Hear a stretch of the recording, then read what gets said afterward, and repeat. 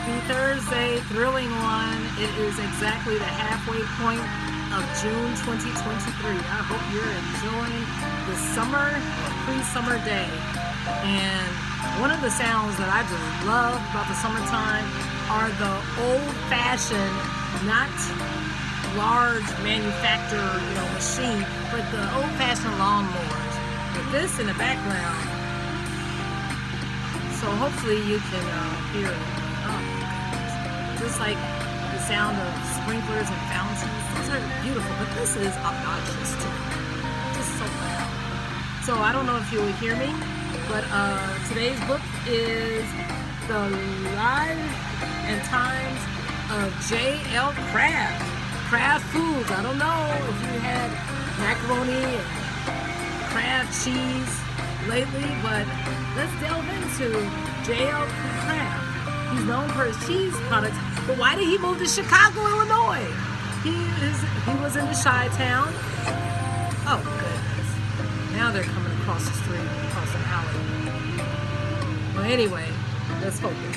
How did his cheese help soldiers at war? Say something about the cowards. How can we learn more about him? Read J.L. Kraft. All right, let's delve into this book. Velveeta. Well, not Velveeta, but Kraft Singles, American cheddar. But guess what? Coconut-based cheese and cashew cheese and just vegan cheese tastes just as good. Well, some brands. But let's see, because you just don't want all the plaque and fat in your arteries. Okay, from fresh to processed. Fresh food is good for you. Refrigeration keeps, oh my goodness, this might be too loud. Okay. Fresh food is good for you. Refrigeration keeps some foods fresh, but over time, bacteria grows. This can make food go bad. Fresh cheese is very tasty, but it can easily go bad. Yeah, that mold and everything. James Lewis Kraft was a cheese seller. He wanted to find a way to make food last longer. He built up a big business processing cheese and other foods. I'm telling you, if you're lactose intolerant, it's not a good feeling. J.L. Kraft and his company invented many convenient foods, or foods of convenience. Okay? The early years, James Lewis Kraft, called J.L., was born November 11th, 1874, near Lake Erie in Ontario, Canada. His parents were George and Minerva Kraft. These are the early photographs of his mom and dad. They look like siblings. Well, the home where J.L. grew up would have looked like this one, like a cabin. In the 1800s, J.L. was the second of 11 children. His father was you guessed it, he was a farmer. Working hard. J.L.'s family was very religious. They believed in the Bible and lived very simple lives. J.L. and his family lived and worked on a dairy farm like this one. In most small towns, the general store was the only place to buy things. J.L. went to the local high school and worked hard to help his father. His first job was as a clerk at Ferguson's General Store in Fort Erie.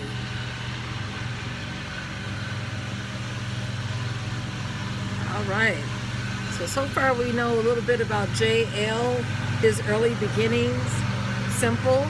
But isn't that something that even after almost 150 years is still going strong, the company? Crossing the border. J.L. worked at Ferguson's for about 10 years. In 1902, he moved. Oh, excuse me. From 9 a.m. to 10:45 a.m. Oh, this guy's talking about retirees. Listen, you want to enjoy your retirement years and eat healthy and, limit some of this type of food. So, let's go to the next.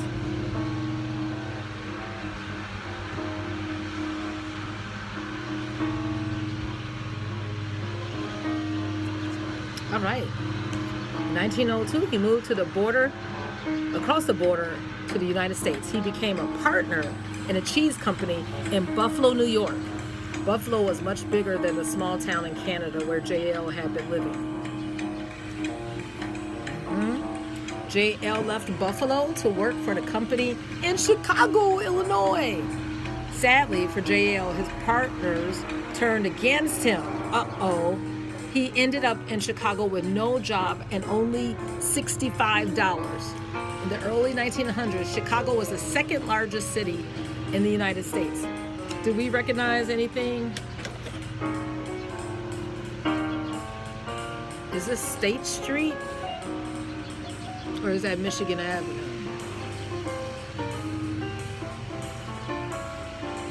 Can't tell. Or could that be Clark Street or Wells? Can you tell? Maybe Halsted. No, it's Wide Street. Okay, trading in cheese. In Chicago, J.L. started to buy and sell cheese. He bought good cheese very early in the morning from the South Water Street Market. Grocery store owners liked buying from J.L. It meant they did not have to get up early to go to a market like this one.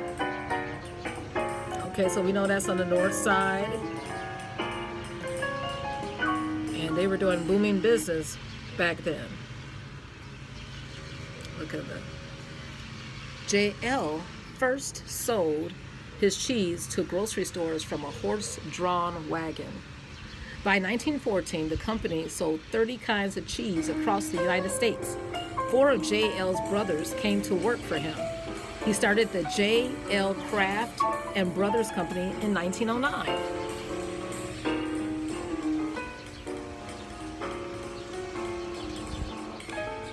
Oh, wow, wholesale cheese. You see that? Wholesale cheese, J.L. Kraft.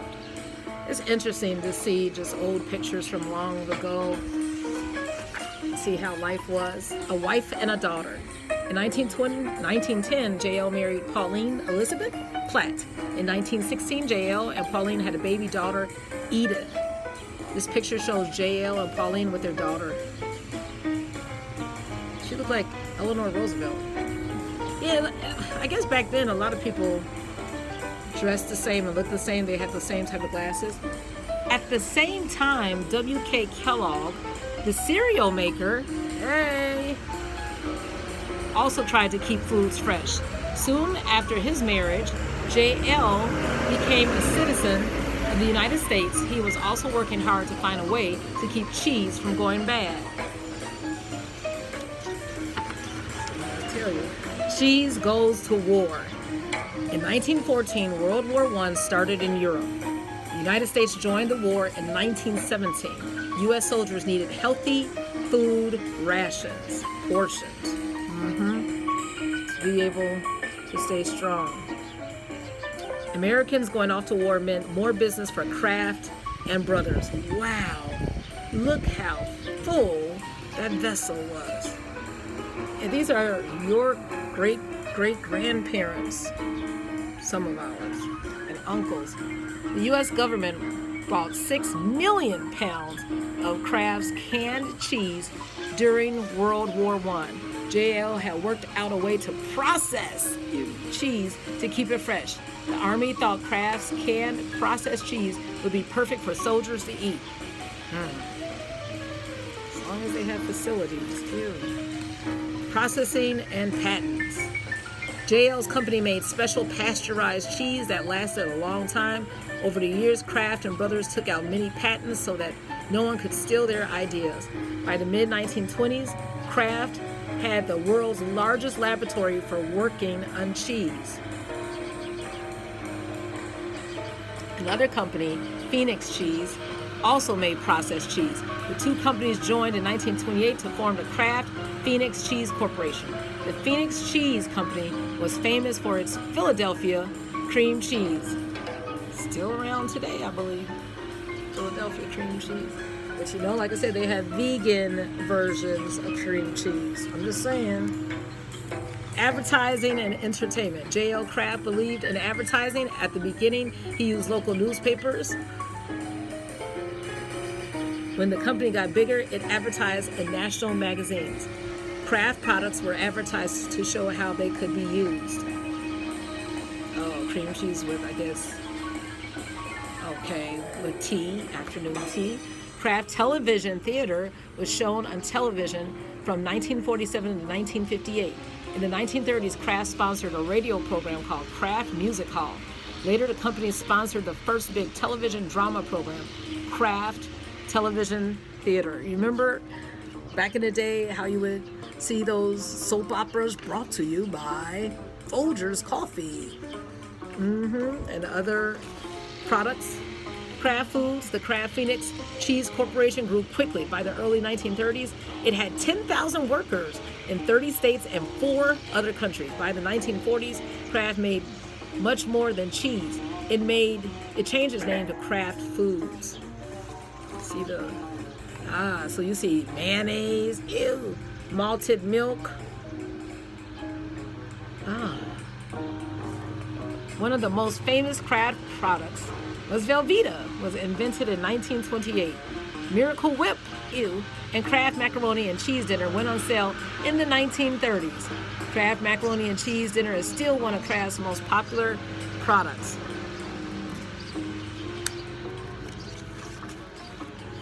After the war, by 1945, J.L. Kraft was a very successful man.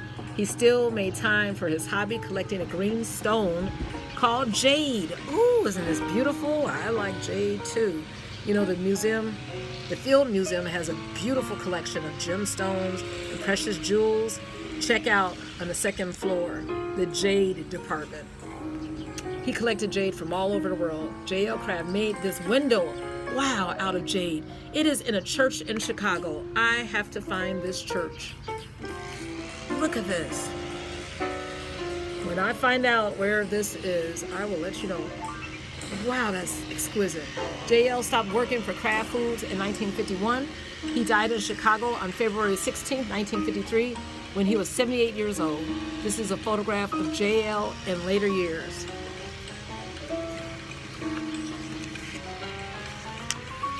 More about J.L. J.L. Kraft was more than just successful at inventing and business. He was good to his workers, and he gave away a lot of his money. That's good. J.L. and Pauline worked together to make life better for other people.